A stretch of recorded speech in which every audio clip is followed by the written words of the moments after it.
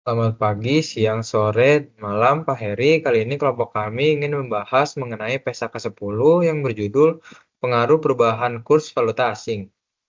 Saya sendiri dengan Kevin Rebo dengan NIM 2023 50115 dan ada Vanessa Arvelia dengan NIM 2023 50175 dan ada Chelsea Selim dengan NIM 2023 50215 dan Eva Syafini Saleha dengan NIM 2023 50313. Pertama kita masuk ke pendahuluan. Pendahuluan pertama itu adalah kurs. Kurs merupakan nilai atau harga mata uang suatu negara yang diukur dalam mata uang negara lain. Yaitu kurs jual adalah nilai yang ditetapkan oleh bank atau money changer untuk menjual mata uang asing kepada nasabah. Kurs beli adalah nilai yang ditetapkan oleh bank untuk membeli mata uang asing dari nasabah. Tujuan PSAK 10 itu untuk menjelaskan bagaimana memasukkan transaksi dalam valuta asing dan kegiatan usaha luar negeri ke dalam laporan keuangan entitas, serta bagaimana menjabarkan laporan keuangan ke dalam mata uang penyajian. Fokus utamanya adalah menentukan kurs yang digunakan dan pelaporan dampak perubahan kurs dalam pelaporan keuangan. Setelah itu kita akan masuk ke ruang lingkup dari PSAK 10. Yang pertama ada pernyataan ini diterapkan untuk yang pertama akuntansi transaksi saldo dalam valuta asing kecuali transaksi dan saldo derivatif yang termasuk dalam ruang lingkup PSAK 71 instrumen keuangan. Yang kedua, penjabaran hasil dan posisi keuangan dari kegiatan usaha luar negeri yang termasuk dalam laporan keuangan entitas dengan cara konsolidasi atau metode ekuitas. Yang ketiga, penjabaran hasil dan posisi keuangan suatu entitas ke dalam mata uang penyajian. Setelah itu, penyertaan ini tidak diterapkan untuk yang pertama, instrumen derivatif valuta asing yang termasuk dalam PSAK 71 mengenai instrumen keuangan. Setelah itu yang kedua ada akuntansi lindung nilai termasuk lindung nilai atas investasi neto luar negeri. Yang ketiga, penyajian laporan keuangan dalam mata uang asing yang sudah sesuai dengan SAK. Yang keempat ada penyajian arus kas dari transaksi mata uang asing yang diatur dalam PSAK 2. Setelah itu kita masuk ke dalam definisi. Investasi neto dalam kegiatan usaha luar negeri adalah jumlah kepentingan entitas pelapor dalam aset neto dari kegiatan usaha luar negeri tersebut. Yang kedua ada definisi dari kegiatan usaha luar negeri adalah entitas yang merupakan entitas anak, entitas asosiasi, pengaturan bersama atau cabang dari entitas pelapor yang aktivitasnya dilaksanakan di negara atau mata uang yang berbeda dari entitas pelapor. Setelah itu ada mata uang fungsional adalah mata uang pada lingkungan ekonomi utama di mana entitas beroperasi. Mata uang penyajian adalah mata uang yang digunakan dalam penyajian laporan keuangan. Nilai wajar adalah harga yang akan diterima untuk menjual suatu aset atau harga yang akan dibayar untuk mengalihkan suatu liabilitas dalam transaksi teratur antar pelaku pasar pada tanggal pengukuran. Setelah itu ada pos moneter. Pos moneter adalah unit mata uang yang dimiliki serta aset dan liabilitas yang akan diterima atau dibayarkan dalam jumlah unit mata uang yang tetap atau dapat ditentukan. Setelah itu valuta asing adalah mata uang selain mata uang fungsional entitas. Setelah itu ada selisih kurs adalah selisih yang dihasilkan dari penjabaran sejumlah tertentu satu mata uang ke dalam mata uang lain pada kurs yang berbeda. Setelah itu kita masuk ke mata uang fungsional. Faktor-faktor yang dipertimbangkan dalam menentukan mata uang fungsional adalah yang pertama, mata uang yang paling mempengaruhi harga jual barang dan jasa dan dari negara yang kekuatan persaingan dan peraturannya sebagian besar menentukan harga jual barang dan jasa. Yang kedua, mata uang yang paling mempengaruhi biaya tenaga kerja, bahan baku, dan biaya lain dari pengadaan barang atau jasa. Faktor-faktor yang juga dapat memberikan bukti mengenai mata uang fungsional adalah mata uang yang mana dari aktivitas pendanaan dihasilkan. Yang kedua, mata uang yang mana penerimaan dari aktivitas operasi pada umumnya ditahan. Setelah itu kita akan masuk ke investasi neto dalam kegiatan usaha luar negeri. PSAK 10 paragraf 15 menjelaskan entitas dapat memiliki pos moneter berupa piutang atau utang jangka panjang kepada kegiatan usaha luar negeri jika penyelesaian atas pos ini tidak direncanakan atau tidak mungkin terjadi di masa depan. Maka pos tersebut dianggap sebagai investasi neto dalam kegiatan usaha luar negeri. Investasi neto ini tidak mencakup piutang atau utang usaha biasa dan diperlakukan sesuai dengan paragraf 32 dan 33 PSAK yang mengatur perlakuan selisih kurs atas investasi neto. Setelah itu, PSAK 10 paragraf 15A menjelaskan juga pos moneter itu berupa tagihan atau utang kepada kegiatan usaha luar negeri tidak hanya berasal dari entitas induk, tetapi juga dapat terjadi antar entitas anak dalam satu kelompok usaha. Setelah itu kita masuk ke pos moneter versus pos non-moneter. PSAK 10 paragraf 16 menjelaskan pos moneter memiliki ciri utama berupa hak untuk menerima atau kewajiban untuk menyerahkan sejumlah unit mata uang yang tetap atau dapat ditentukan. Contohnya pensiun dan imbalan kerja, kas, provinsi kas, liabilitas sewa, dan dividen kas, termasuk juga kontrak atas jumlah variabel yang setara dengan nilai mata uang tetap. Pos non-moneter tidak memiliki hak untuk kewajiban atas jumlah mata uang tertentu. Contohnya uang muka atau jasa, goodwill, aset tak berwujud, inventory, aset tetap, aset hak guna, dan provisi yang diselesaikan dengan aset non-moneter. Selanjutnya akan dijelaskan oleh rekan saya. Halo semuanya, perkenalkan saya Chelsea. Saya akan melanjutkan materi ringkasan pendekatan yang disyaratkan pernyataan ini. Dalam menyiapkan laporan keuangan setiap entitas, baik entitas yang berdiri sendiri, entitas kegiatan usaha luar negeri, ataupun kegiatan usaha luar negeri, menentukan mata uang fungsionalnya. Entitas menjabarkan pos valuta asing ke dalam mata uang fungsionalnya dan melaporkan pengaruh dari penjabaran tersebut. Beberapa entitas pelapor terdiri dari sejumlah entitas individual. Berbagai jenis entitas, terlepas dari entitas tersebut adalah anggota dari suatu kelompok usaha ataupun bukan, mungkin juga memiliki cabang. Pernyataan ini mensyaratkan agar hasil dan posisi keuangan dari setiap entitas individual yang tercakup dalam entitas pelapor dijabarkan ke mata uang yang digunakan entitas pelapor dalam menyajikan laporan keuangannya. Pernyataan ini mengizinkan mata uang atau beberapa mata uang selain mata uang fungsionalnya sebagai mata uang penyajian entitas pelapor. Hasil dan posisi keuangan dari setiap entitas individual yang tercakup dalam entitas pelapor jika mata uang fungsional berbeda dari mata uang penyajiannya. Pernyataan ini juga memperkenankan entitas berdiri sendiri yang menyiapkan laporan keuangannya sebagai lampiran dari laporan keuangan konsolidasian untuk menyajikan laporan keuangannya dalam mata uang atau beberapa mata uang selain mata uang fungsionalnya. Jika mata uang penyajian entitas berbeda dari mata uang fungsional, maka hasil dan posisi keuangannya juga dijabarkan ke dalam mata uang penyajian. Di sini saya akan membahas pelaporan transaksi valuta asing ke dalam mata uang fungsional. Yang pertama ada pengakuan awal, yaitu transaksi valuta asing adalah transaksi yang didenominasikan atau memerlukan penyelesaian dalam valuta asing, termasuk transaksi yang timbul ketika entitas yang pertama membeli atau menjual barang ataupun jasa yang harganya didenominasikan dalam valuta asing. Yang kedua, meminjam atau meminjamkan dana ketika jumlah yang merupakan utang atau tagihan itu didenominasikan dalam valuta asing, lalu dia memperoleh atau melepas aset ataupun mengadakan dan menyelesaikan liabilitas yang didenominasikan dalam valuta asing. Selanjutnya, ada paragraf 21, yaitu pada pengakuan awal, transaksi valuta asing itu dicatat dalam mata uang fungsional. Jumlah valuta asing dihitung ke dalam mata uang fungsional dengan kurs spot antara mata uang fungsional dan valuta asing pada tanggal transaksi. Berikutnya ada yang paragraf 22, yaitu tanggal transaksi adalah tanggal pada saat pertama kali transaksi itu memenuhi kriteria pengakuan sesuai dengan SAK.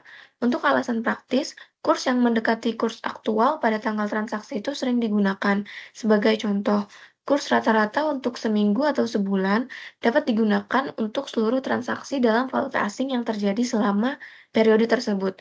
Akan tetapi, jika kurs berfluktuasi secara signifikan, maka penggunaan kurs rata-rata untuk suatu periode itu tidak tepat. Lalu berikutnya ada pelaporan pada akhir periode berikutnya.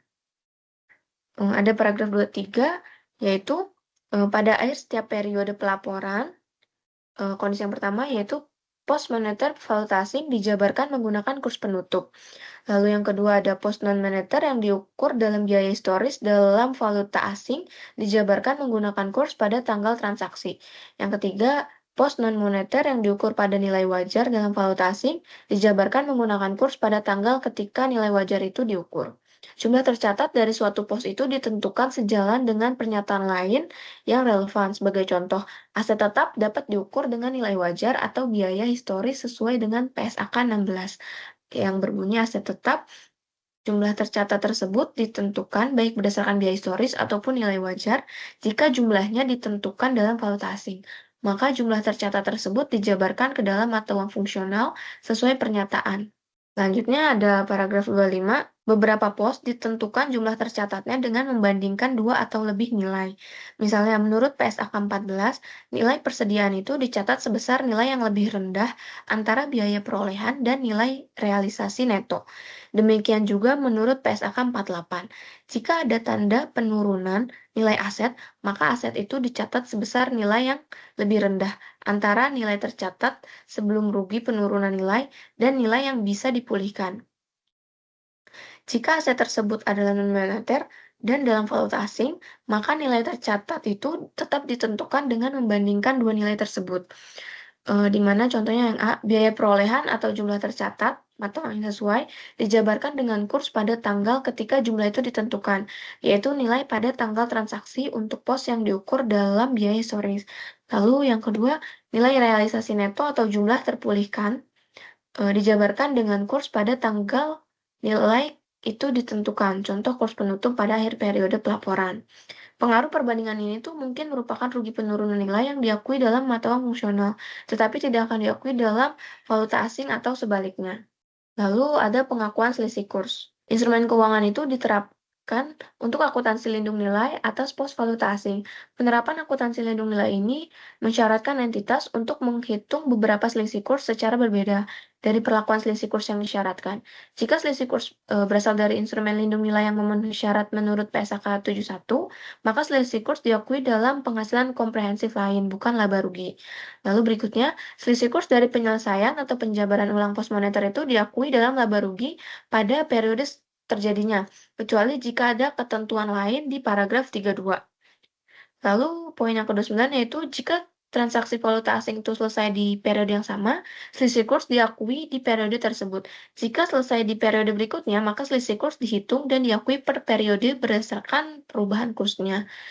Lalu poin 30 itu untuk pos non-moneter, jika keuntungannya diakui dalam penghasilan komprehensif lain, maka selisih kurs juga diakui di sana. Lalu jika keuntungannya diakui dalam laba rugi, maka selisih kurs juga diakui di laba rugi. Berikutnya ada yang poin 31, yaitu SAK lain seperti PSAK 16, yaitu aset tetap, mensyaratkan revaluasi aset tetap diakui dalam penghasilan komprehensif lain, termasuk selisih kurs dari revaluasi tersebut. Lalu yang ketiga dua, yaitu selisih kurs dari pos moneter yang merupakan bagian dari investasi TETO di entitas luar negeri itu diakui dalam laba rugi pada laporan keuangan tersendiri, namun diakui dalam penghasilan komprehensif lain pada laporan keuangan konsolidasian dan direklasifikasi ke laba rugi saat investasi dilepas. Lalu selisih kurs itu tergantung pada mata uang pos moneter. Kondisi yang pertama, jika dalam mata uang fungsional entitas pelapor, selisih kurs itu muncul di laporan keuangan kegiatan usaha luar negeri. Lalu jika dalam mata uang fungsional entitas luar negeri, selisih kurs itu muncul di dalam laporan tersendiri entitas pelapor. Lalu jika bukan dalam mata uang fungsional keduanya, selisih kurs itu muncul di laporan kedua pihak. Berikutnya, selisih kurs ini diakui dalam penghasilan komprehensif lain dalam laporan gabungan seperti konsolidasi atau metode ekuitas. Lalu, poin yang ke-34 yaitu jika entitas mencatat transaksi dalam mata uang selain fungsional, maka saat menyusun laporan keuangan, semua angka itu dijabarkan ke dalam mata uang fungsional sesuai dengan aturan sebelumnya. Ini itu menyamakan hasilnya seolah-olah sejak awal dicatat, mata uang itu sudah dalam bentuk fungsional. Selanjutnya, perubahan dalam mata uang fungsional. Yang selanjutnya ada poin 35, yaitu jika terjadi perubahan dalam mata uang fungsional, maka entitas itu harus menerapkan prosedur penjabaran secara prospektif sejak tanggal perubahan tersebut. Yang ke-36, mata uang fungsional itu mencerminkan transaksi dan kondisi ekonomi utama dari entitas. Mata uang fungsional itu hanya berubah jika terjadi perubahan signifikan dalam transaksi, peristiwa, atau kondisi ekonomi yang mendasarinya. Lalu yang berikutnya, perubahan mata uang fungsional itu tidak terlalu surut atau prospektif. Pos penjabaran ke mata uang fungsional yang baru menggunakan kurs pada tanggal perubahan. Selisih kurs yang sebelumnya diakui dalam penghasilan komprehensif lain tetap berada di ekuitas dan tidak dipindahkan ke laba rugi sampai saat pelepasan investasi luar negeri. Selanjutnya akan dijelaskan oleh teman saya. Perkenalkan, nama saya Vanessa Felia dengan NIM 2023 100 Sekarang saya akan menjelaskan penggunaan mata uang pengajian selain mata uang fungsional. Yang ke poin 38, mata uang penyajian adalah mata uang yang digunakan dalam penyajian laporan keuangan. Secara umum, mata uang penyajian di Indonesia adalah rupiah. Selanjutnya ada penjabaran laporan keuangan dengan mata uang non-hiperinflasi. Poin 39, bila mata uang fungsional entitas berbeda dari mata uang penyajian, maka A. Aset dan liabilitas dalam laporan posisi keuangan termasuk komparatif dijabarkan menggunakan kurs penutup pada tanggal laporan tersebut. B. Penghasilan dan beban dalam laporan laba rugi termasuk komparatif dijabarkan menggunakan kurs pada tanggal transaksi. C. Selisih kurs yang timbul akibat penjabaran tersebut diakui dalam penghasilan komprehensif lain atau OCI, bukan dalam laba rugi. Poin 40, untuk efisiensi, sering digunakan kurs rata-rata sebagai pendekatan untuk menjabarkan penghasilan dan beban. Namun, bila kurs berfluktuasi signifikan, kurs rata-rata tidak boleh digunakan karena bisa menyesatkan hasil laporan. Poin 41, selisih kurs yang diakui di OCI berasal dari dua hal. A. Perbedaan antara kurs transaksi dan kurs penutup atas penghasilan dan beban serta aset dan liabilitas. B. Penjabaran ulang saldo awal aset neto dengan kurs penutup yang baru. Selisih ini tidak termasuk ke dalam laporan laba rugi karena tidak berdampak langsung pada arus kas. Selisih ini tidak masuk ke laba rugi karena tidak berdampak langsung pada arus kas. Selisih tersebut disajikan dalam ekuitas hingga entitas luar negeri dilepas. Poin 42, untuk entitas dalam ekonomi hiperinflasi, semua pos keuangan dijabarkan ke dalam mata uang penyajian menggunakan kurs penutup, termasuk komparatif. Namun, komparatif tetap menggunakan angka tahun lalu yang tidak disesuaikan lagi. Poin 43, sebelum melakukan penjabaran, entitas dalam ekonomi hiperinflasi harus menyajikan kembali laporan keuangan yang sesuai PSAK 63. Setelah ekonomi hiperinflasi berakhir, nilai yang setelah disesuaikan digunakan sebagai dasar historis penjabaran ke mata uang penyajian. Selanjutnya, penjabaran kegiatan usaha di luar negeri. Poin 44, paragraf ini berlaku khusus untuk kegiatan usaha luar negeri yang hasil dan posisinya dijabarkan ke mata uang penyajian, baik secara melalui konsolidasi atau metode ekuitas. Poin 45, dalam konsolidasi, saldo dan transaksi antar entitas grup dieliminasi. Namun, pos moneter, aset, atau liabilitas yang dapat dikonversi ke mata uang lain tidak dapat dieliminasi karena perbedaan mata uangnya mencerminkan risiko nyata bagi entitas. Selisih kurs dari pos ini yang pertama tuh bisa masuk ke laporan laba rugi atau jika sesuai dengan paragraf 32, misalnya entitas luar negeri yang dikonsolidasikan, dia masuk ke OCI. Poin 46, bila laporan entitas anak memiliki tanggal yang berbeda, maksimal 3 bulan berbeda, bisa tetap digunakan dengan catatan ada penyesuaian atas transaksi atau peristiwa signifikan yang terjadi di antara tanggal tersebut. Kurs penutup yang digunakan untuk tetap mengacu pada periode laporan keuangan usaha di luar negeri. Poin 47, goodwill dan penyesuaian nilai wajar yang timbul akibat akuisisi entitas luar negeri diperlakukan sebagai bagian dari entitas luar negeri tersebut, sehingga juga dijabarkan dengan kurs penutup. Selanjutnya, pelepasan kegiatan usaha luar negeri. Poin 48, jika entitas melepas seluruh kegiatan usaha luar negerinya, maka seluruh selisih kurs kumulatif yang sebelumnya dicatat di OCI direklasifikasikan ke laba rugi saat keuntungan atau kerugian pelepasan diakui. Poin 48A, pelepasan sebagian dianggap pelepasan jika A. Entitas kehilangan pengendalian atas anak perusahaan di luar negeri, B. Kepentingan sisa berubah menjadi aset keuangan. 48B, pada pelepasan penuh, selisih kurs untuk kepentingan non-pengendali atau NCI dihentikan pengakuannya, tetapi tidak bisa direklasifikasikan ke laba rugi. Poin 48C, jika hanya pelepasan sebagian, selisih kurs dibagi. Yang pertama itu proporsional bagian yang dilepas masuk ke laba rugi. Yang kedua, sisanya tetap di ekuitas atau diaplikasikan ke NCI. 48D, pengurangan kepemilikan tidak dianggap pelepasan jika tidak memenuhi kriteria 48A. Poin 49, penurunan nilai karena rugi usaha atau impairment tidak dianggap pelepasan, maka selisih kurs tetap di OCI dan tidak dapat dipindahkan ke laba rugi. Selanjutnya, pengaruh pajak dari seluruh selisih kurs. Poin 50, selisih kurs yang timbul dari transaksi atau penjabaran laporan bisa mempunyai pengaruh pajak. Perlakuannya mengikuti PSAK 46, yaitu mengenai pajak penghasilan. Pengungkapan. Poin 51, dalam laporan konsolidasi, acuan mata uang fungsional mengacu pada mata uang induk. Poin 52, entitas harus mengungkap A. Jumlah selisih kurs yang diakui dalam laporan laba rugi, B. Jumlah selisih kurs di neto OCI, serta rekonsiliasinya dari awal hingga akhir periode. Poin 53, jika mata uang penyajian itu tidak sama dengan mata uang fungsional, maka fakta dan alasannya wajib diungkap. Poin 54, jika entitas mengubah mata uang fungsional, perubahan dan alasannya juga harus diungkapkan. Poin 55, laporan keuangan dalam mata uang asing hanya dianggap patuh SHK jika mengikuti seluruh ketentuan termasuk metode penjabaran di paragraf 39 dan 42. Poin 56, kadang entitas menyajikan laporan keuangan dalam mata uang lain tanpa patuh SHK. Misalnya, hanya kurs penutupnya saja. Dalam kasus ini, entitas wajib mengikuti pengungkapan tambahan melalui paragraf 57.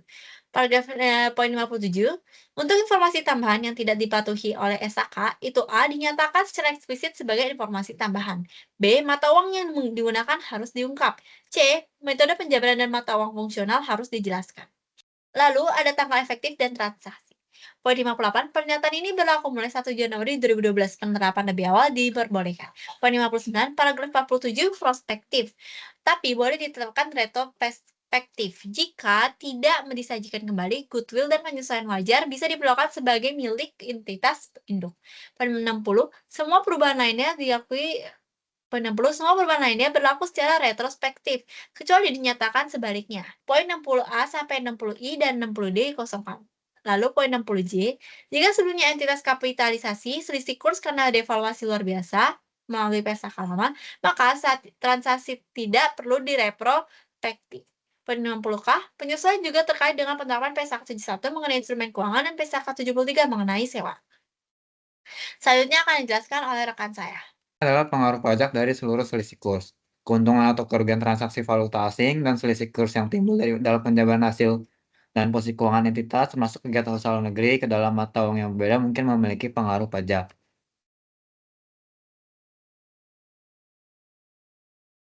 Selanjutnya adalah pengungkapan. Entitas mengungkapkan jumlah selisih kurs yang diakui dalam laba rugi, kecuali untuk selisih kurs yang timbul pada instrumen keuangan yang diukur pada nilai wajar menilai laba rugi.